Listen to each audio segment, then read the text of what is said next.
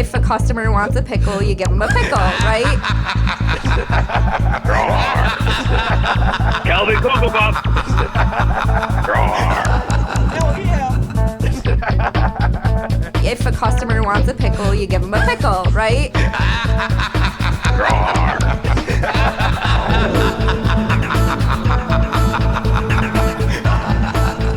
Baloney Nation.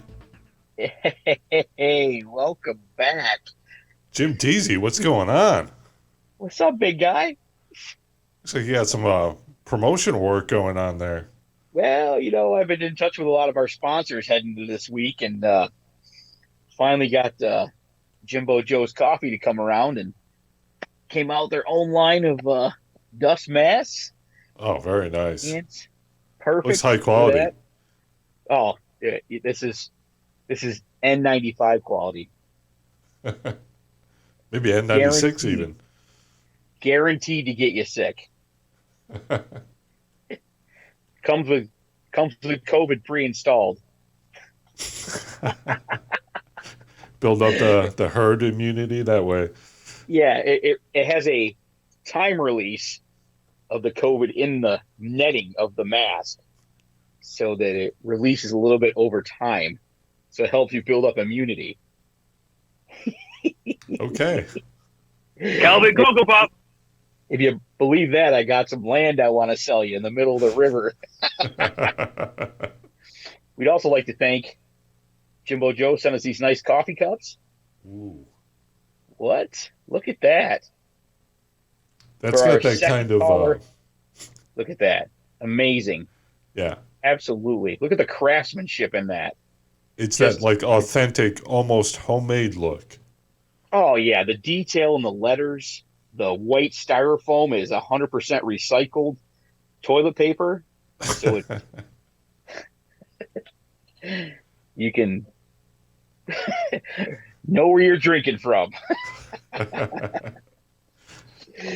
From whence it came. So how's things up there? How's things up there in the Rock? Well, like you, we had some snow today. It's May. Yeah. What's going on? I don't know what to say, man. It's one of those days where you're like 78 degrees last week at this point in time. Yeah. Today. And now we have snow. Snow. The white powder. It's all over. Well, that is a problem in Bath, as I understand it. But well, yeah, different kind of white powder, but so we got a big show today. We do. The fans are going to love it here. We're bringing in a special, high-quality, high-profile person. Yeah. Talking G.I Joe with your cousin, the Ant-Man. The Ant-Man, a.k.a. Mr. G.I Joe himself. So we're going to kick it off. We're going to talk a little bit about G.I Joe. Our memories, our recollections. Then we'll bring him on, and he'll just school us on the whole thing. Make us look like fools. He's going to wow us. I can tell you that right now. He's going to wow us. You're going to be shocked. So tell me your earliest G.I. Joe memories.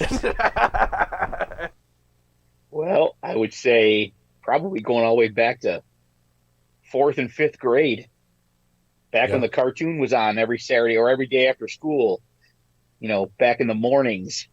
I got to take this damn thing off. I can't breathe. Oh, hey, welcome back. Hey, can you see?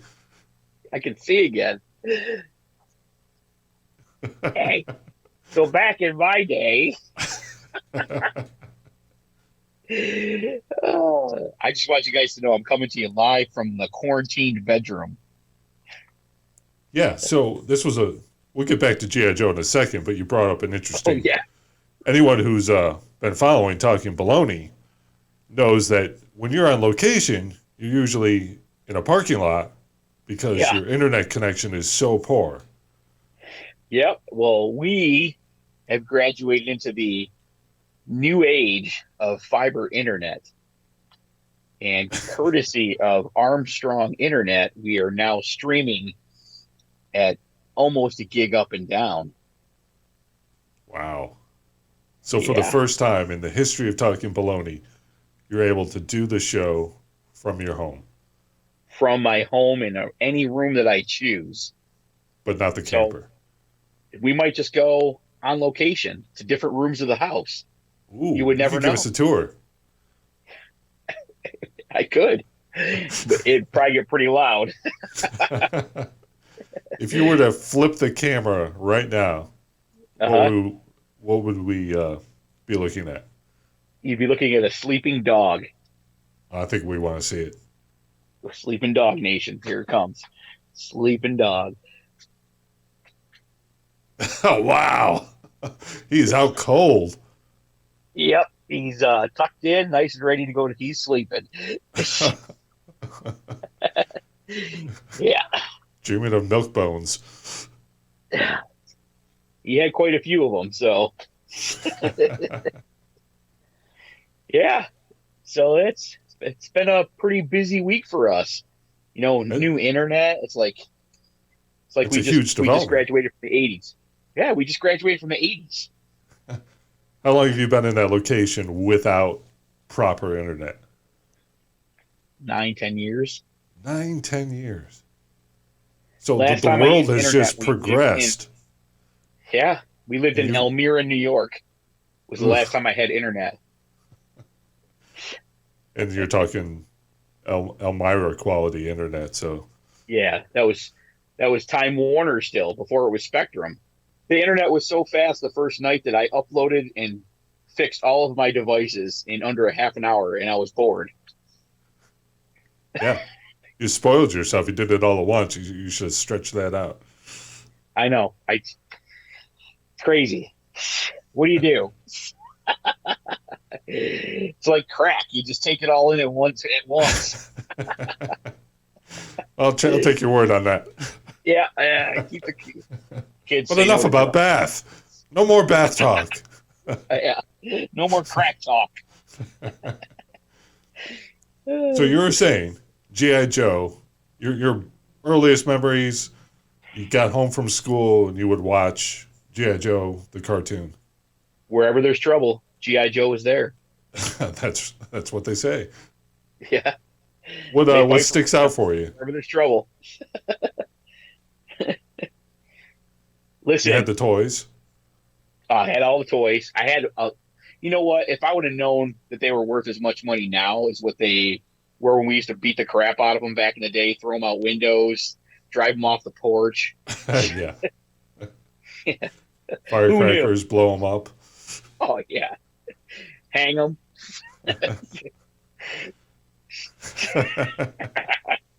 We did everything with our G.I. Joes. Yeah, it was good times back then. It was back when toys were made out of lead and they lasted forever. That's right. So we're going to take a look. This is courtesy of Classic G.I. Joe on Twitter. It's worth a follow. Worth a follow, guys. They drop some good old school stuff on there every day. Yeah, it is just filled with photos and videos. Classic G.I. Joe. Yep. So what we're looking at right here is a Roadblock. Mm-hmm. And what sticks out about this character is right in this region here. The common problem with the G.I. Joe figures is that particular piece would always break off. Yep. Their groins would fall off. Yeah. I don't know what that says, and maybe when Ant-Man is on, maybe he can answer that question for us. I will specifically ask him that question. I'll want to know. Inquiring minds want to know. He's almost ready to come on the show. He is almost ready. Take a look at another character. Hey, that's oh crap! What the heck's his name? Major Blood. I keep thinking Major Tom, the David Bowie song. Well, it's also not that an 80s song. I was a Cobra guy. Oh, you had to be, right? Had to be. Listen, their figures were cooler. Their vehicles were cooler. The logo is awesome. Even better. You still see it everywhere. Venomous snake. All right. Yeah. Well, one more look at something from a classic G.I. Joe. Oh, the some of trading the card. original artwork from the action figures. All right. Well, I was way off. Right there is Snake Eyes. Everyone's favorite. The best character. All right. So when we come back, we're going to have the Ant-Man. Oh, yeah. On Talkin Baloney. Baloney Nation.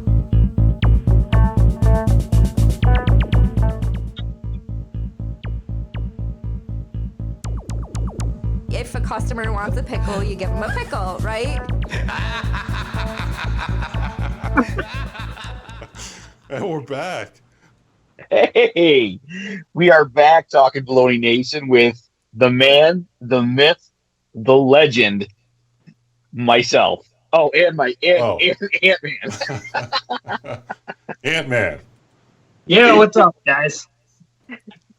Well, immediately, the first thing we have to address is look at all those G.I. Joes. This back here, the plastic crack. Yeah. Just a ballpark. How many figures are behind you right now? That's a good question. I have no idea. Last I counted, I had like, it was like, I think it was 710, but that's, I have like duplicates and triplicates of stuff.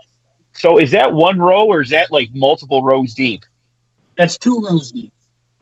Oh my God. And do you run like the whole gambit of the G.I. Joe years, the early 80s up until?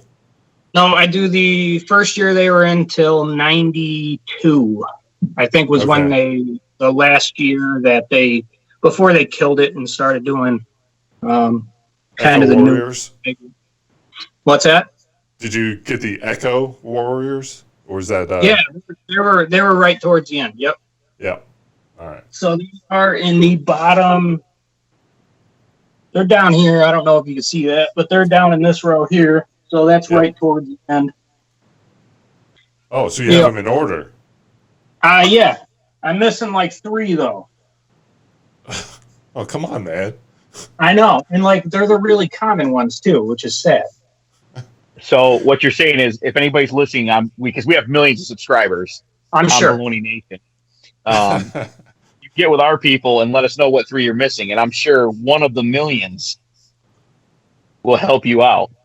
I could have them at any time. You know what's really funny is probably a couple months ago when I was trying to put all this back together and the other side of the room too, where all the vehicles are, was I was digging through one of the boxes and found probably 4 of my most valuable, oldest guys still in the package. I had no idea that I had. Wow. None. So what's a collection like that worth? I have no idea. Well, let's start at the top here and go into like what is your role with the G.I. Joe universe? You're a hobbyist. Yeah, I was going to say hobbyist and super fan. And by super fan, I am still on the lowest echelon. There are guys that make, like, there's a guy that I know, he goes by the name Nomad, and he probably has 50 times this. What in the world? He has like every figure times 40. Damn. Why would you have every figure times 40? Some people do what they call army building.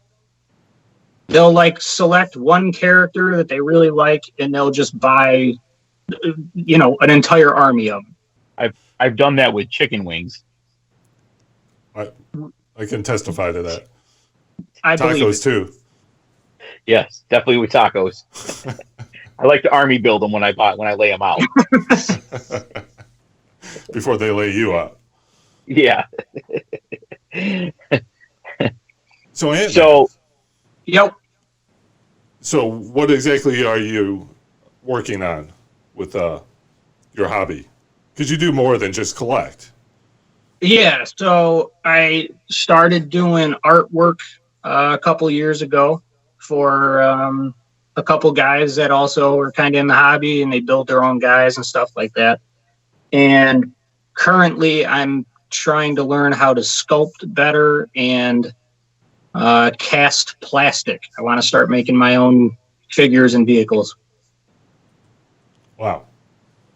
So Damn. what have you, what's some of the artwork that you've done? You do like the Just original characters, or are you creating your own? So this is one, I don't even know if you'll be able to see it. I did this artwork, which way do I go? A couple of years ago. Wow. that's awesome. That's one. This one was just done this past year. I'll get him out of the package here. But there's that artwork there. Nice. That's crazy. And I don't know. I got like this is my favorite, so I'll show this one off. Wow. That's awesome. And that guy is I don't know. I saw him up on the shelf right before we started. I'm not even gonna try. Sorry. Not even. Dude, that's crazy. Anyway. So what you're saying is you got some skill. Oh, I'm good at Photoshop. People, the guys who originally did this stuff used to do it with just ink and pen. Yeah. Yeah. I could never do that. So we were looking at some of that stuff. I'll show you. Yeah. Some of that kind of artwork. Yeah. Which just takes us right back to 1985. Yeah. So a guy who used to, I don't know what years he did. I probably should know that, but he actually just passed away like last week. That did a bunch of those pictures that you just flashed up there. Oh. I want to say his name is Hector Garrido. Yeah, it's funny. I didn't know much about him. Ron Rudat is the one that I've met. He designed tons of guys, like all the most well-known guys, Snake Eyes. He designed the original Cobra logo, their emblem, whatever you want to call it. I reached out to him a couple years ago. I tracked down his son on Facebook, actually, and his son hooked me up with his dad's information, and he did a artwork for me. Actually, I can grab let me take the phone here. Hold on. Oh. Sorry, gentlemen. keep it rolling. You can see that. Damn. Yeah. That's a hand sketch. That was done by Ron Rudat. Again, he was like one of the main guys, and he also did a Snake Eyes picture for Eve at the last Joe Fest convention we went to. But that's in a box somewhere. Was that the battleship that you just passed sitting on the ground? Oh, the aircraft carrier there? Yeah. The USS Flag? Yes. Wow. Oh my God. Yep. That's a beast. That thing is pretty large. What did that originally sell for? Actually, I think it originally sold for just over $100, which is insane. Yeah. Like, I could have sworn it was more than that. No, I think the original concept was to keep the price point at about $100, if I recall the story correctly. And then so that kids could buy it. So what they used to do is they would put out, this is my carded stuff that I don't have up yet. Sorry. But that's the That's the other stuff there. Holy moly! Anyway, there's a lot going on down here. I would AKA, say so. that's the Bat Cave, folks. The Bat Cave. So You'll never be allowed down there. So what I was saying, if I remember correctly, they used to sell the larger play sets at a loss. Like those, they would actually sell at a loss because they knew that, you know, most parents would kind of get into a toy store with their kids and they'd say, okay, you can have this for Christmas. You know, this big toy we'll save for Christmas. But why don't you pick out a small toy and a figure today? Or something like that. So they didn't mind taking a little bit of a hit on the bigger items so that they could, you know, kind of rope parents into getting the smaller stuff that day. Makes sense.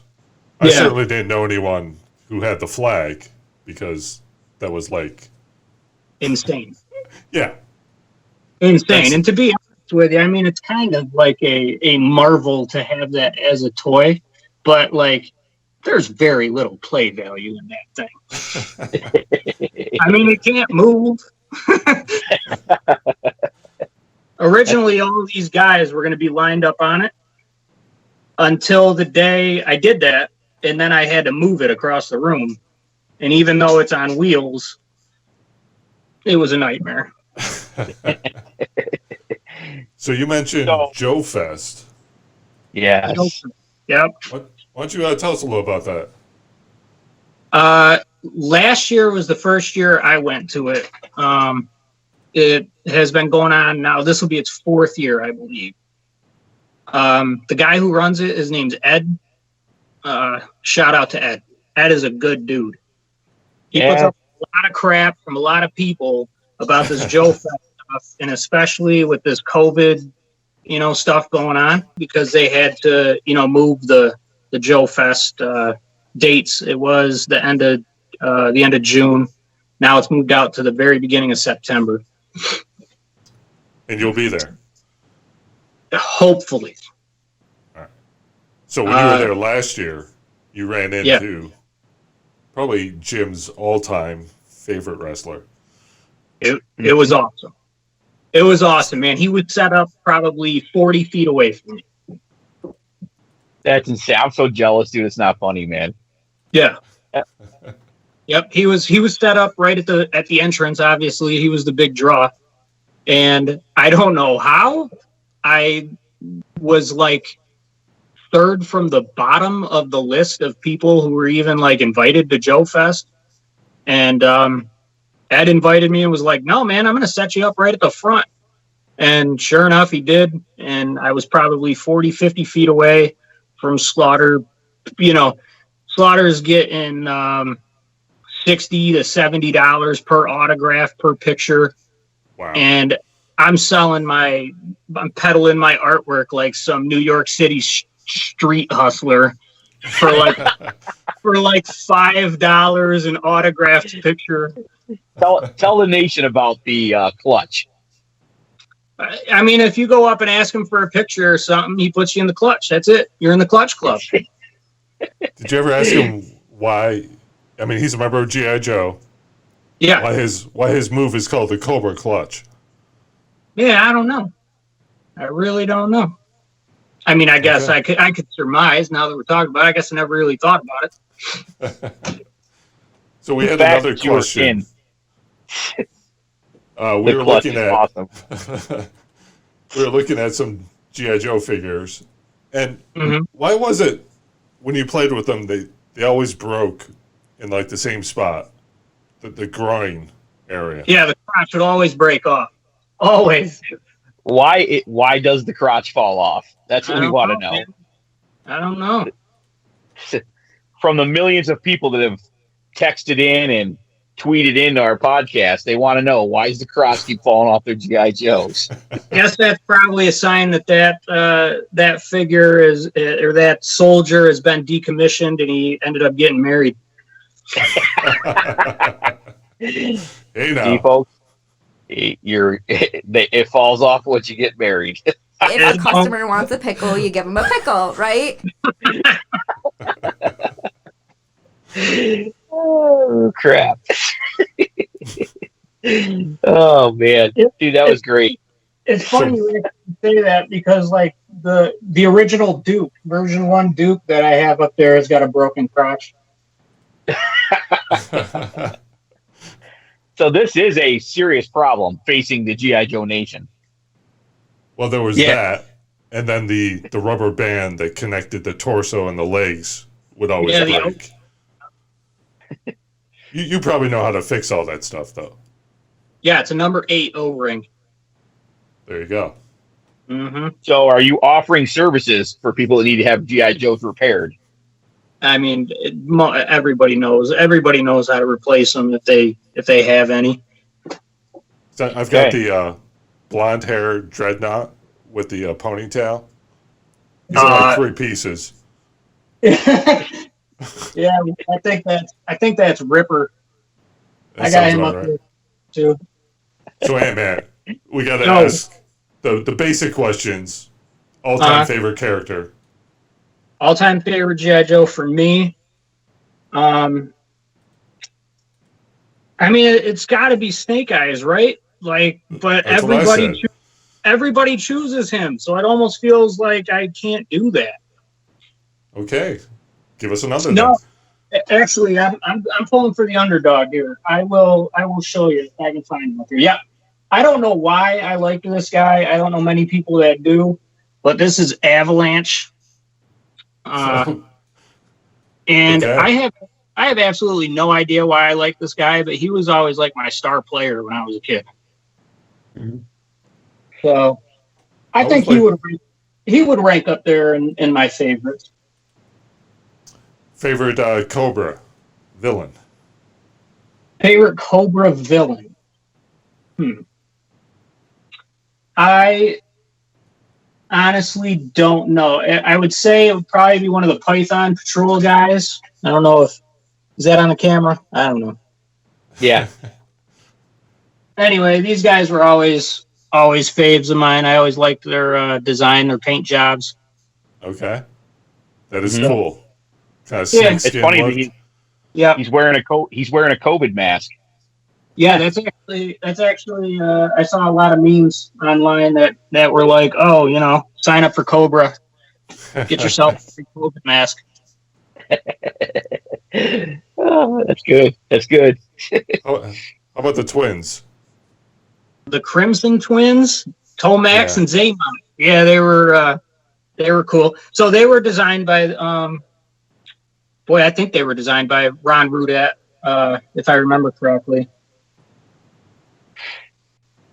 Anyway, that dude's like my hero. He's such a cool guy. Last year at Joe Fest, like he was kind of the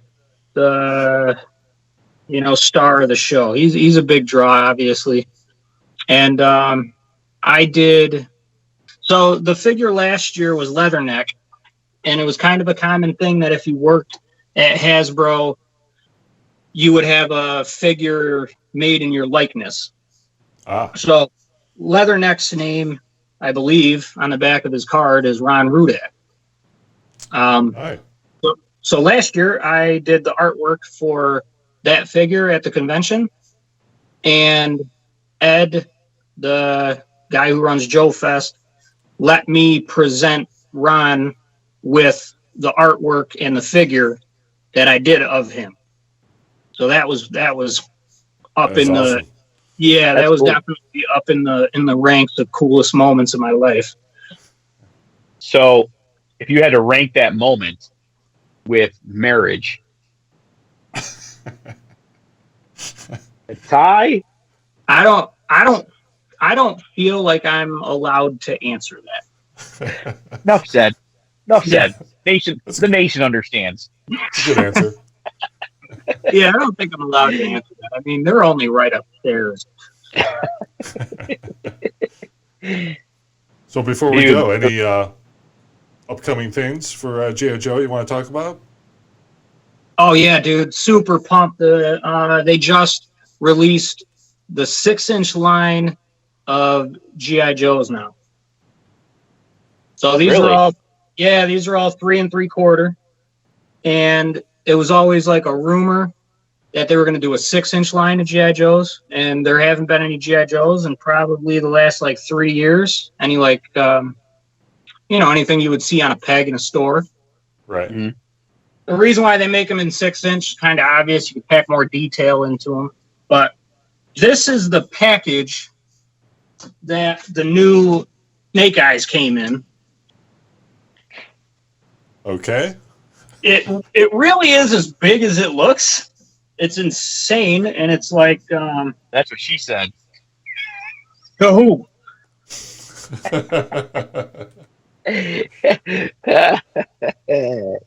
Shut up. Roar.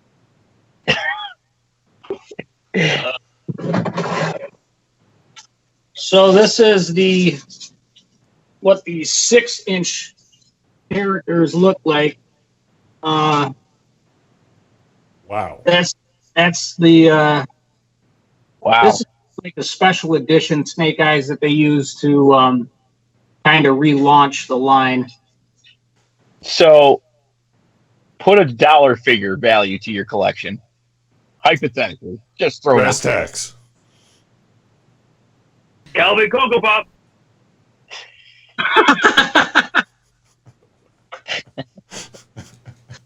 Man, I don't know. $10,000 to $12,000.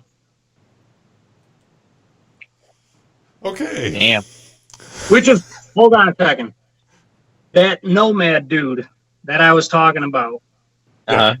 at Joe Fest, they had to hire a security guard to sit in his booth overnight because of the amount of money that he has invested in the stuff that he just had at the show.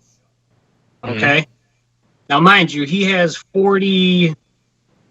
I mean, I would honestly say he's got to have 40 figures of probably 3/4 of every guy that has come out. It's insane. Like, I've seen pictures of his basement, and it's crazy. He had none of that in his booth. What he did have was the original wax or resin sculpts of probably 10 of the figures, which all got to go for, I don't know, I'd have to say $3,000 to $5,000 each on the low end. Wow. Damn. And then I asked him what the most expensive piece was that he had. And he pointed back to, I think it was the original painting of Torpedo. He has the original painting of this guy. And I said to him, I was like, okay, so you don't have to tell me exactly how much you spent on that, but like, give me like a number. Just throw a number out there. And he said, if I told you $30,000, I would be lying to you. Damn. That's insane. And I just kind of sat there like, there's no way. I can't even fathom that number, right? And then he said, that's not counting the cost of the plane tickets that I had to take to go to China to get it. Okay. So, yeah. I mean, this guy is a true, like, the Hall of Fame, man. So if we were going to do a documentary on G.I. Joe collectors, he'd be the guy to talk to. He's the dude. Him and a guy named Dan Klingensmith. Is that your dog, Jim? Dog bark. But the dog's barking in his sleep. Well, as we always say on the show, when the dog starts to bark, that's when we go to commercial. Take a commercial. Hey, so real quick before we go to commercial break, Ant-Man. Yo, what up? Gonna get you back on here again? Yeah, dude. All right. We're gonna Anytime. book the Ant-Man. We're gonna book the Ant-Man again. Get him back on the show. Talk some more Anytime. G.I. Joe. Maybe Transformers with them. I freaking love Transformers, but that's a slippery slope to go down, man. All right, that's a challenge. That is an expensive collection to have right there. We'll talk about that next time. I'm talking baloney. I won't have much to say about it. I think I have 3. Three more than we have. Yeah. All right. Thanks, man. All right. Take care. You too. Thank you.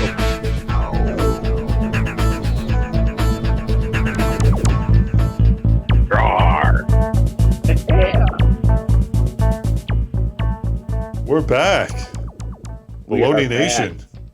Baloney Nation live in the Jim quarantine Deezy zone. Hey, what's going on, man? Got a little friend with you. Yeah, one of the little. This is Kenny. He decided to come and join in on the podcast. Say hi, Kenny. Hi. Roar. Yep. I think we saw Kenny earlier sleeping. Yeah, now he's awake, and if I let him go, he'll start barking. So we're gonna just hold on to him for a minute. By all means. Yeah. Well, we're almost out of time. Yeah. But I did want to. We had a great show today. Yeah, great show. Ant-Man brought it. A-game all the way. Yeah. I can't believe all the G.I Joe figures he has. The collection's insane. Yeah, unbelievable. Insane. I mean, if I had it, I'd sell it. So we talked earlier. You've got the high speed now. You're Mr. Streaming. Yes. This is like your first foray into the modern kind of streaming. So what have you dipped your toe in? The WWE pay-per-view tomorrow for the first time, not on a cell phone. There you go. Yeah, it's going to be biblical. Anything else you've been watching? We're going to watch the Tiger King stuff now, finally. And nice. I did finally watch Netflix for the first time in 10 years. What'd you watch on there? I watched a little of the Kevin Hart special, his latest one. Pretty funny stuff. Did you watch that movie, Extraction? No. Is it good? It's pretty good. It's an action movie with Thor, Chris Hemsworth. Really? It's a new movie on there. I'll have to watch it. I'll have to watch it tonight. It's a good recommendation. It is. Yeah. You can't go wrong with Tiger King. It? Yeah, we'll watch it. Well, I'm hearing all these rumors that Tiger King is fake. Oh, no. No? So false? TMZ's not telling the truth? Well, there have been all kinds of conspiracy theories involved with Tiger King. Uh-huh. But those are all from the people in the documentary. Their beliefs and stuff. I gotcha. All right. Yeah. Once you dive into it, you'll understand. Oh yeah, I'll be ready and able to talk about it finally now that I have the capabilities to stream. Thank you, Armstrong. Thank you, Governor Cuomo, for signing the Broadband Internet Act. Well, that's bordering on talking politics. Oh yeah, Gee. Oh. But you know what? Yeah. It got us our free internet. So that's my one call out. We'll allow it. Yeah, actually, the internet's not free either. No, I was going to say, if you got free internet, you should be thanking Cuomo. It's quite expensive. But it's worth every penny. $100 bills. Next week, surprise show. Oh, a surprise show. We don't know who's coming on. We don't know. We don't know. It'll be a surprise to us. Yeah. Big surprise to us, too. Oh, it's going to be a good time. Good show. Thank you for tuning in. Holler at us on Twitter. At Baloney Talking. Yep. And like and subscribe on YouTube. Yeah. Or just like and subscribe. Share it with your friends. Force your friends and family to watch. You're in quarantine. What else are you going to do?